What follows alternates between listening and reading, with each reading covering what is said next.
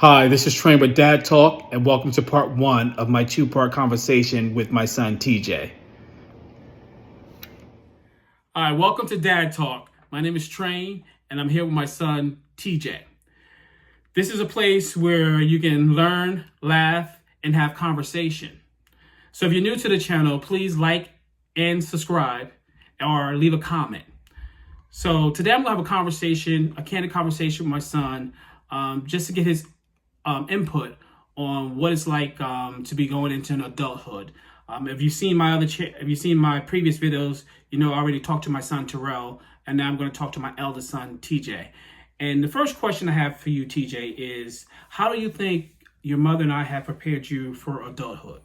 Well, in preparation for adulthood, I felt like I had a pretty good support system and role models in my father, of course. Seeing him never, put nothing but before his family. Always had a good work ethic. Always made sure he always had the best education for me and my other siblings. Of course, and always strive to be a better version of yourself. So I pretty much take that. I took that kind of philosophy as I transitioned from being a teenager into going into college, and of course meeting my wife, of course, and just having a good work ethic and having a great sense of responsibility, understanding what is right and wrong and how that will affect my family. I guess at any decision I make. So that's pretty much how I was. I guess an example of how I was brought up and how I got to be prepared for adulthood. Okay. And I think it was part of my legacy as well, as to make sure that when my son left the nest, so to speak, that he was able to go out there and sustain a life for himself. Because I think the goal is, as parents, as we raise our kids, we want to make sure that they have the tools necessary to sustain supporting themselves and eventually their family. So that's why when we sent them out there, he's been out of the nest for 5 years. Yep. And he owns his own home. He works every day. So we prepared him. We prepared him so that he wouldn't have to come back. Yes. So that was the goal. And then I would say, so next question. What have you learned about yourself over these last 5 years? Also being married. What are some of the things that you learned? So what I learned for myself is that I have great patience. I don't let things don't really get to me, as would so for any other person. I'd say I have a great sense of reasoning. Like, is this really worth going to batting the hell for? Is this really worth working, climbing that hill, dying on that hill for? And I just, not saying I let things go and I just don't care about it. I put logic into certain situations. I don't think with emotion. I just typically pan out a situation if it's really worth it. And typically in these because marriage isn't easy.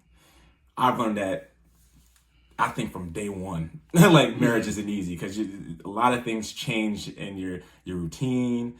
Things change internally, physically. I feel like I gained a lot of weight since. I used to be real fit, and since I put that ring on, I just gained like 50 pounds. So, it's a huge step in, and it's not like a step where it's like, oh, you got to be like, should I second guess doing this? Is this really worth going for? I know you're just saying that marriage isn't for everybody, but listen, if you have a strong consideration of marrying someone that you really love, do it. It's only going to benefit you in the long run. Of course, I think later down the line, I think in the line of questioning, I'll also get more in depth from how that can, the ways you can improve yourself in a marriage where you can have a long-lasting marriage where I'm trying to strive to have as long as a marriage as my parents have. Certain things that you need to do to keep that same, that same philosophy where you were like, I want to strive to be better. I want to strive to be the best husband I can be. And there's certain things you have to go about it. So. Okay, good. Yeah. And I think if I could just add on to that, I think when you enter a relationship, a lot of people says you become one, right? Mm-hmm. But you also don't lose your identity in the relationship. So I know a good thing that and what I didn't do early on to my marriage, and I think what I give great credit to my son and his wife, they have a network of friends where they they have common interests. They're in committed relationships, so they do this thing every few weeks where all of the guys go out for guys' nights out. All of the ladies go out for lady nights out. And what does that mean to you? I mean, how does those type of events help you as a person in your relationship? Right. So yes, I'm gonna definitely get into that answer. I want to give a little context behind it first too. So, so when I first got married, I kind of I gained a smaller circle of friends. So typically my philosophy was keep the company around you that keeps the good interest. Because being a married man, one advice I could always tell you, do not I'm not saying like, I know it might be your best friend for years, but keep people around you who are also married and who also have, who also strive to have long lasting relationships as well. Because that also can feed off the same energy. So that's just foremost. I just want to say that. But these dad's nights that I go on, and I'm pretty sure the mom's nights that my wife goes on, are very therapeutic. So I know you have long days of work, like long weeks. Feel like it's a long week, and you just want to unload, have a drink with the guys, and talk about similar issues that you may be going across. You just ask like, "Hey man, how was y'all week?" I mean, you don't bring up personal, specific, issues in a relationship. Please don't do that, because that's when you start getting third party. You start getting this, and you start second. Do not do that. But just be very general. Be very, what's the word I'm looking for? I'm not saying elusive, but yeah, in general nature. Don't go into specifics. But right. Man, just I'm dealing with I'm just trying to just going through a certain opinion, like just not being heard or something. Just something like that, and then bounce off and let that snowball into a good conversation between you guys, and get some laughs, and it's very therapeutic. Correct. And I think a good thing too, if I might piggyback on that, and I think what I learned on early in my marriage, right? We all have in-laws, right? When you get married. And the one thing is that if me and my wife were having a spat or something, I would never share that information with my father, whatever. No.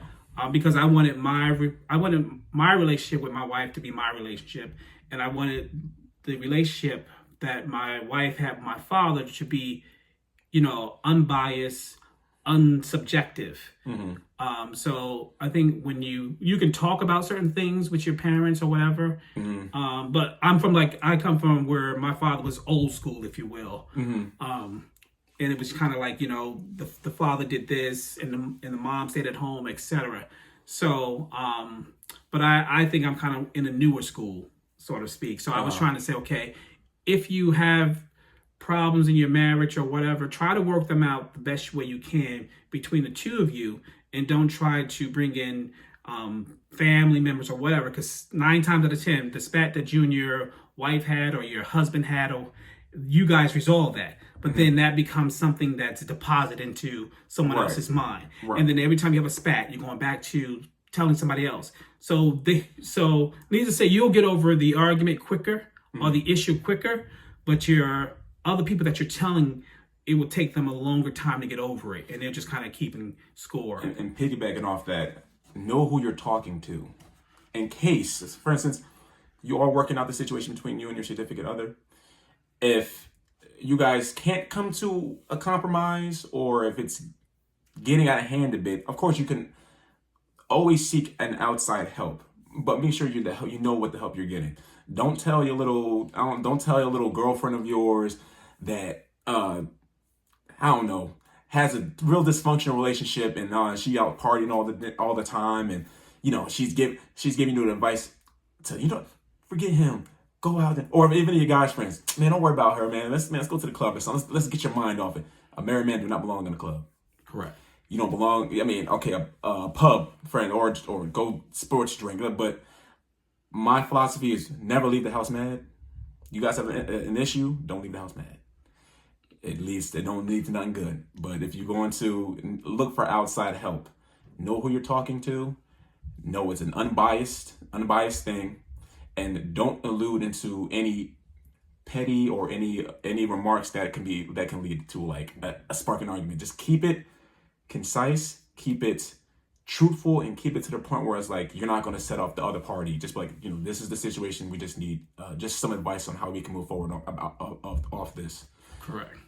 That's all I'm going to leave it to. And then I think one more thing I'll add to that as having successful relationship is that we all know our significant other trigger, right? So there's trigger words that that will send either your spouse off the deep edge, and she knows the ones that will do vice versa.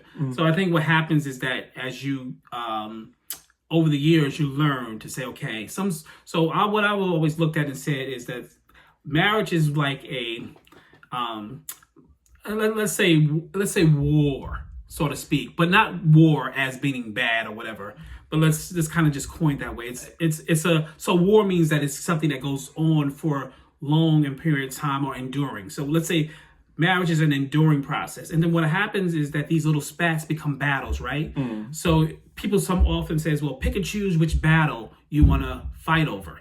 So sometimes it's not always about winning every battle. And that's what I say. It's about winning the war, so to speak. So sometimes it's just like understanding what energy you need to put into certain conversations and what energy you don't need to put in conversations as a measure of TJ. If you're new to the channel, please like and subscribe and leave a comment. Look forward to part 2 in the coming days. Life that you brought into the world. So